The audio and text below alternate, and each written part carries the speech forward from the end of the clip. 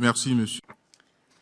Thank you, Mr. President. Distinguished President of the General Assembly, distinguished UN Secretary General, ladies and gentlemen.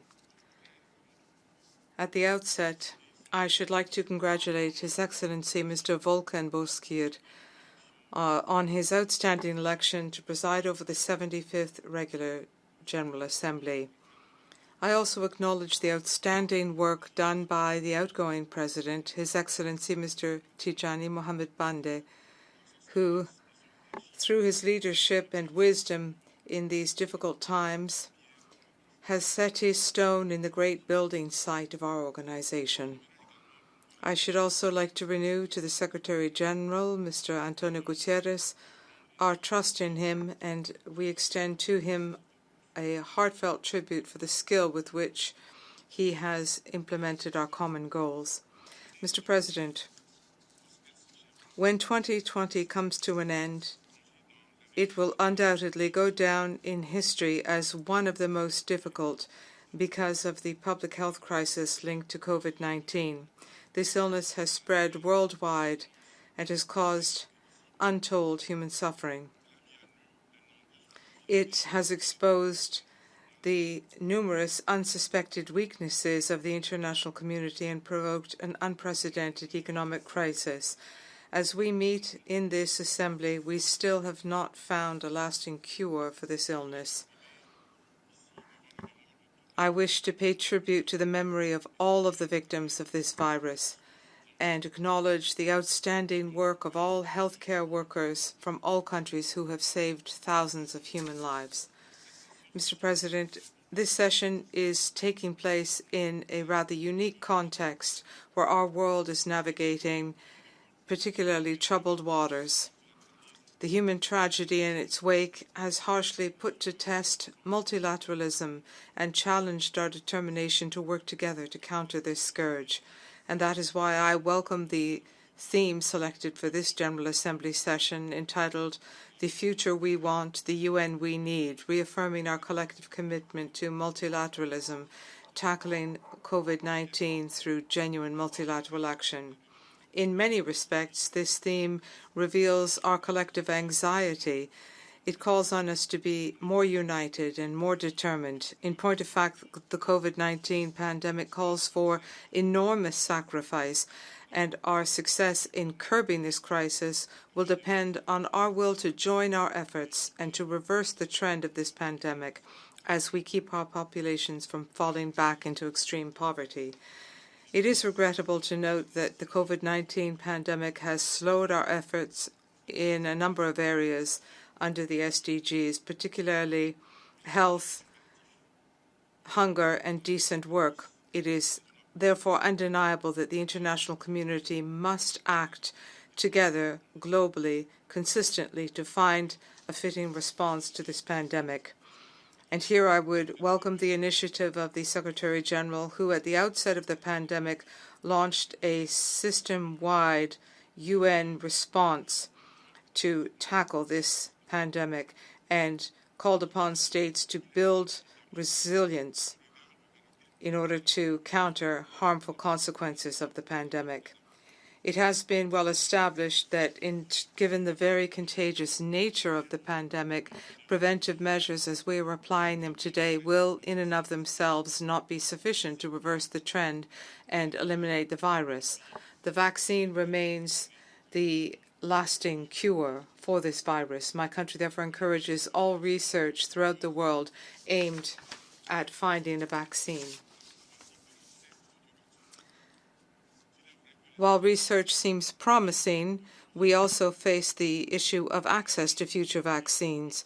While it is true that the pharmaceutical companies are mobilizing enormous resources to this end, we must not sacrifice our humanity for economic profit, and therefore we must ensure that access to future vaccines against COVID-19 are fair, affordable, and are not subject to market laws. I welcome the adoption of the relevant resolution by the 73rd General Assembly of the World Health Organization, in which member states determined that all access to this vaccine and any other related medication would be provided for everyone quickly, fairly, and would be safe and affordable. My country also welcomes the COVAX initiative launched by the WHO, which is a mechanism for pooled procurement coordinated through the Gavi Alliance for anti-COVID-19 vaccines, and which will guarantee to each participating country fair and equitable access to these vaccines through an equitable distribution framework which the World Health Organization will set up. Mr. President, the African continent has been hard hit by poverty and natural, endemic, and cyclical scourges, and we have also seen a disturbing spread of the COVID-19 illness. In order to address this situation, the African Union has set up a strategy to combat and prevent the illness, as recommended by the African Center for Disease Control and Prevention, and this to the tune of more than $200 billion. It has also set up an Africa Medical Supplies platform aimed at mobilizing necessary products and material to combat COVID-19. The access to this material is increasingly difficult due to strong market demand. I therefore welcome the partnership between the UN and the AU to meet this challenge. My country believes that the Secretary General's appeal to the leaders of the G20 to adopt a recovery plan for developing countries, as well as establishing debt moratoria and cancelling debt, should prove helpful. My country, Togo, in our response to COVID-19, has set up a committee which I personally preside. We have a National Coordination Committee, a Management Committee, and a Scientific Committee. And we have done so since the very first person fell ill on the 6th of March 2020. Aware of the socioeconomic impact in the long term of this illness, the government of Togo has also launched a national fund for solidarity and economic recovery to the tune of some 400 billion CFA francs, some $665 million.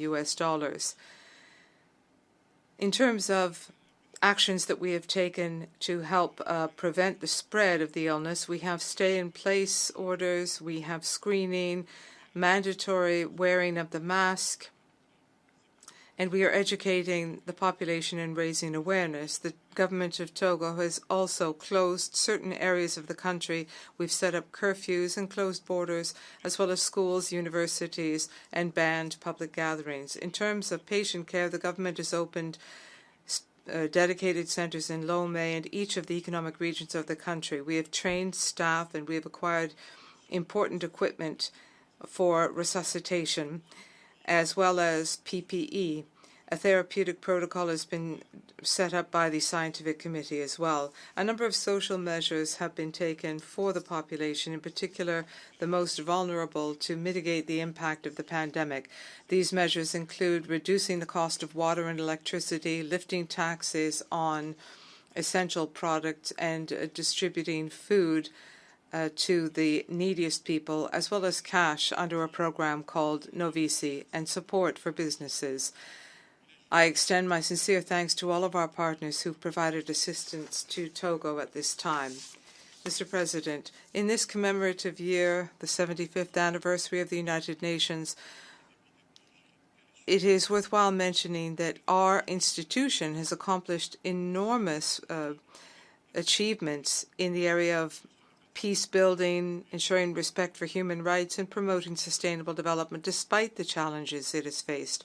One of the major achievements of our organization involves promoting peace and security, where peacekeeping operations have contributed to saving lives and promoted the restoration of stability and safety in a world subject to conflicts and new threats such as terrorism and violent extremism. These peacekeeping operations, to which my country has participated as primary troop contributors, have been refined and improved over time. I welcome the fact that they are working towards prevention and have taken on a multidimensional approach. In the area of development, the adoption in 2015 of the Sustainable Development Agenda by 2030 today is one of the most ambitious tools we have guaranteeing the well-being of our peoples. This program has benefited from the experience garnered in developing the Millennium Development Goals. and it has a cross-cutting approach in the three sectors of sustainable development, namely the economic, social, and environmental spheres. Our organization has also promoted human rights, particularly for women and children. These international human rights norms have spread to a number of areas. Mr. President, despite successes here and there, we cannot hide from the fact that our organization is still facing a number of challenges. International cooperation alone and global solidarity can alone help us be successful. In point of fact, we have not yet been successful in warding off the specter of war and armed conflicts of all kinds. These conflicts have taken on a new dimension in our time because they are fueled now by non-state actors and by nebulous networks which fuel terrorism and religious proselytizing, particularly in some countries of the Sahel region and Central Africa. Moreover, climate change, in particular adverse weather conditions we've seen in Africa, migratory crises as well, are challenges to which our organization must provide bold and lasting responses if it hopes to achieve the ideals which led to its creation. The expectations of our people are great and they are urgent, and my country calls for accountability and responsibility on the part of states to commit again to actions which will help revitalize and reform our organization, its main organs, particularly the Security Council, to make it more representative and adapt it to the demands of our time. We firmly believe that greater transparency, justice, equity, and democracy, strict respect for sovereign equality of states, and dignity of everyone, particularly with regard to the African continent, will enable our organization to write new pages in its history, and we must therefore not give in to the temptation to turn inward as nations. Let us work together in meeting the expectations of peace and development of our peoples. Thank you.